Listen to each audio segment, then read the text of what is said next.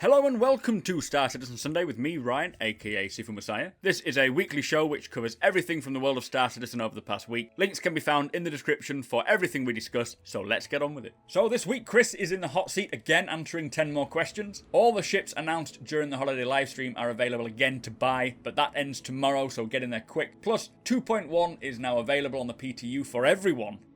I would like to give a huge thank you to all of our patrons. Your support really allows us to create these videos. I have recently updated our Patreon rewards and goals to better reflect our direction. Things like Star Citizen package giveaways and private gaming sessions with me would be a good way to thank you all for helping the channel. Follow the Patreon link in the description if you would like to help.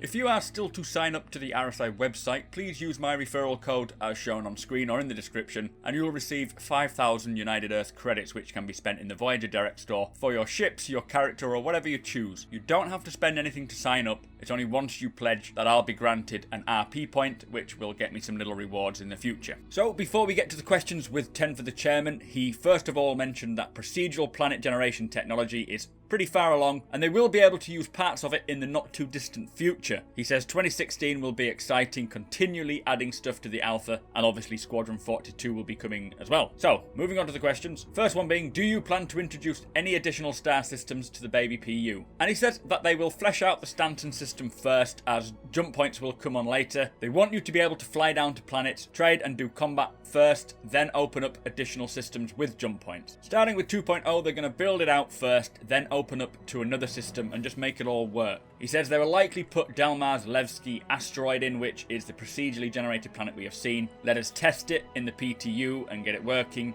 Then use a jump point to allow you to transition to it. So you'll probably have two separate things you can play with, being Crusader and the new procedural Levski landing zone, and then eventually link them up. That will be a really exciting day. Anyway, next question. Will we be able to interact with inanimate objects in the verse or on planets, such as glasses, cups, rubbish bins, etc.? And can all of them be knocked over or moved or even cleaned up? And he says yes. Covlex has floating items which can be moved around by bumping into them, as we've seen in someone's live stream. They are refactoring the CryEngine to allow for many props to exist depending on their locations to the player, and the idea is to physicalize all props, and if you are in a ship, for example, and gravity is deactivated, they will float around. Now, the way they approach it apparently is that if a player is in the area, then those props will be physicalized and there, but if you are not there or no one else is in the area, then they won't be rendered. Next question. Can we expect more merchandise? A nice question, as I am a big sucker for merchandise. He says new next year will be the peripherals, as we know, the HOTAS. They have released the second volume of Jump Point, and they're looking at doing subscriber posters and prints, plus a bunch of stuff coming down the road. Now, this is stuff that I always enjoy buying. Unfortunately, my bank account does not enjoy it, but 10 years down the line, when people are still playing this, we can say we were there from the very early days. So, next question. Will it be possible for a player to work many of the careers lined up on space stations, or maybe planet side, rather than in a dedicated ship? For example, working on the Shuban mining base.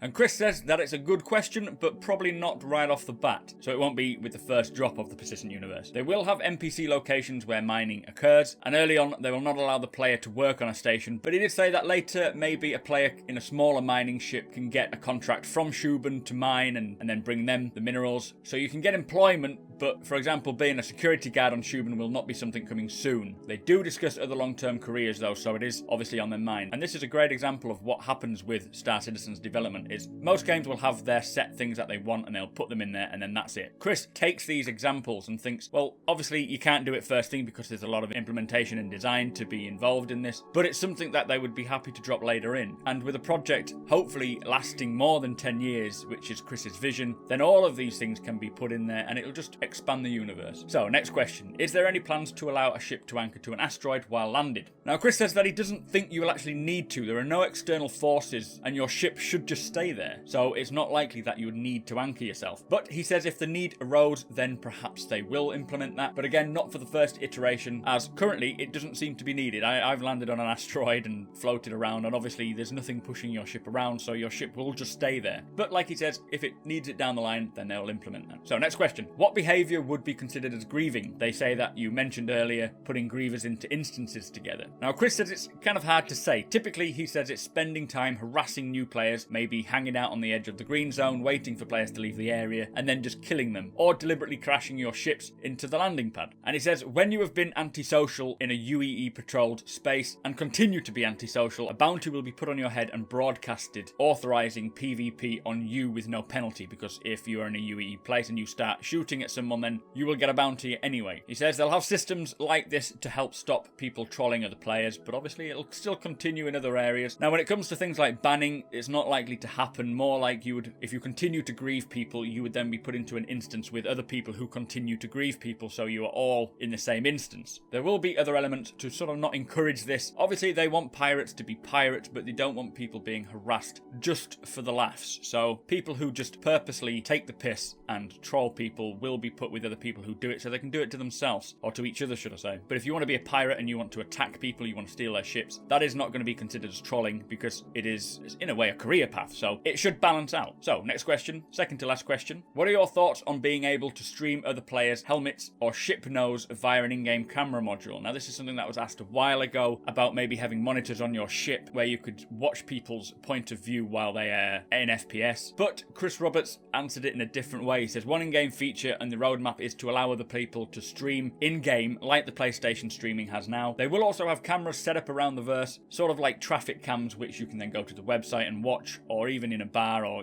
maybe in your own ship. The Reliant News van, obviously the news reporter career, is something that where you will be able to film action and stream it in-game to TVs in bars, and again to the website I expect. And the same will happen for races. He says they want the Murray Cup to be a full season race with qualifying, everything that you expect from maybe a Formula 1 race, and then people can watch it live in bars, and obviously the same with Arena Commander and SATA Ball. He says esports is a big thing that they want to continue in Star Citizen. He did say potentially they will allow you to watch someone else's view, but I remember him saying that it's not likely that we will be able to have someone's or four of your teammates' views streamed to an in-game, to like an in-ship display. Hopefully that will happen, because it will be really cool, but we'll have to wait and see. Anyway, last question. Will we be able to have kill boards where we can view org mates, in-game stats, and compete with them? He says definitely we'll be tracking things like kills, etc., and it will be available to orgs, and you will have the ability to either broadcast or not. So yes. Anyway, that was 10 for the Chairman. Please tell me your thoughts. So this week we had a new Around the Verse. This time it was just Ben, and going straight into the news from Around the Verse, starting with LACIG. They say Calyx is balancing 2.1 constantly. They have now got the new item port system integrated into the code and will be released in a version coming soon. They're also setting up the Vanguard damage states, which is one of the final stages before it is flight ready. Very, very excited for that. And the Reliant is also coming along well. Onto Austin CIG. They are talking about post 2.0, and starting with clothing manufacturers, they are getting established, ready for the Kasaba outlet release. They're working on logos for brands, style guides, all sorts of different clothing lines. Also, they're doing support on the analytics front. This will capture more data to keep track and ensure that fixes are more efficient. Heavy testing on the party, friends, contact system, which is very important. It is a bit of a struggle at the moment, but it is high on their radar. So, Foundry 42 in the UK, they basically just wanted to say a big thank you to all the PTU testers. Also, if you see in your Twitch stream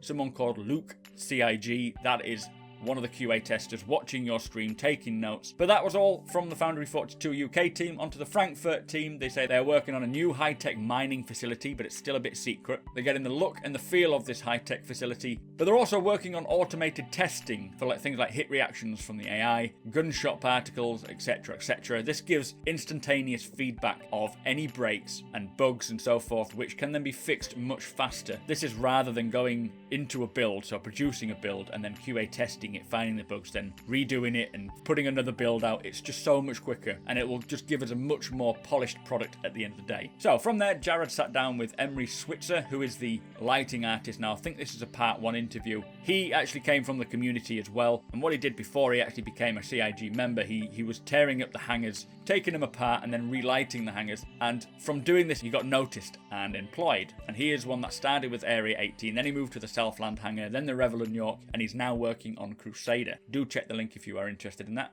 and the same goes for the next interview with the Austin QA team, just telling us what's involved with quality assurance and how they do their job. So again, do check the link if you are interested in the interview. So finally back to Ben, and he says the RSI store has now had an update. You have an Unmelt tool available, which means that you can unmelt back to an original ship package that you had. So if you bought a ship and CCU'd to something new and kind of regretted it, you can now go back. The most valuable post went to an L Dragon who created some pixel art ships, very nice, and the sneak peek, it's a little preview of what's to come on the next Around the Verse, which looks like they give us a tour around the Nyx landing zone, and that is going to be amazing. Anyway, that is Around the Verse. Please again tell me your thoughts. So it's been a little while since we've had a letter from the chairman, but he felt it was necessary as to say a big thank you, as we have now reached $102 million of backing and well over 1 million backers. It is incredible. Obviously, a big thank you and a big welcome to all the new backers and everyone who has subscribed. It's great to see you all part of the amazing project that Star Citizen is. But anyway, back to the letter. He says, going forward, they have created a new patch release strategy which will be less feature-driven and more date-driven, which is kind of shocking for Star Citizen to go by dates. Anywho, he says that they will release a new patch every month, so January will be 2.2. He says currently they have many features in development separate from the release stream, and they will assess which feature is ready a few weeks in advance and then include them in the next month's release. They'll start with the PTU as normal and then go to live once it's stable enough. Obviously, they will continue to fix any issues, and if a feature needs more work, they will just remove it from the release and work on it further. And a good example of this is the physicalized EVA, which sounds like they have assessed it, realized it needs more work, and have removed it again. So I am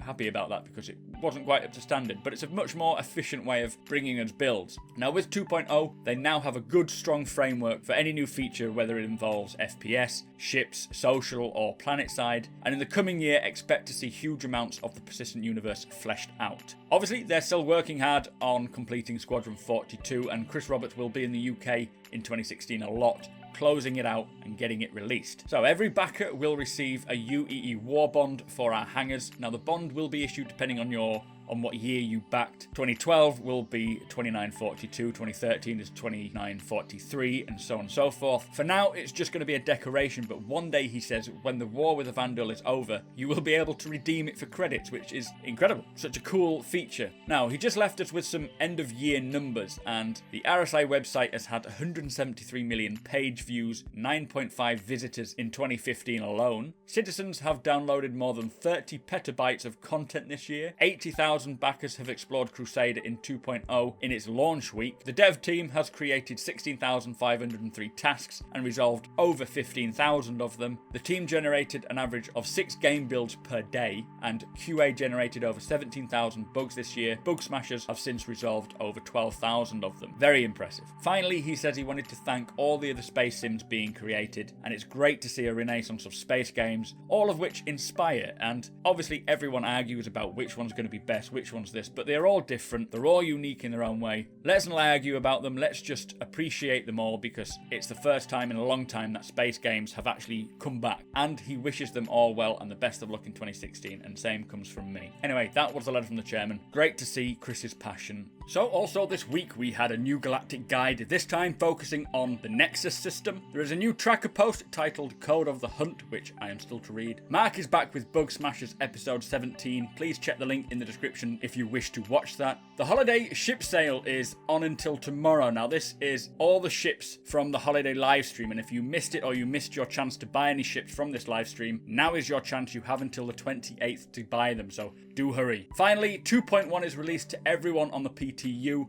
With this comes the new flyable Freelancer and the Hangar Ready Sabre. Playing on the PTU is completely optional, and it is not about early access. It's purely about finding and reporting bugs so the game can be fixed quicker. Do bear in mind that it is another 30 gig download, so including your original 2.0 alpha, which is the live build, you will have roughly about 60 gigs worth of Star Citizen content. Once you've finished the download, be sure to delete your user file and verify the patch before launching, just to get the best experience. Don't forget to check out our affiliates page for some great deals on tech and stuff. Any product bought gives us a little kickback. If you want to support us more directly, then follow the link to our Patreon page. Thank you.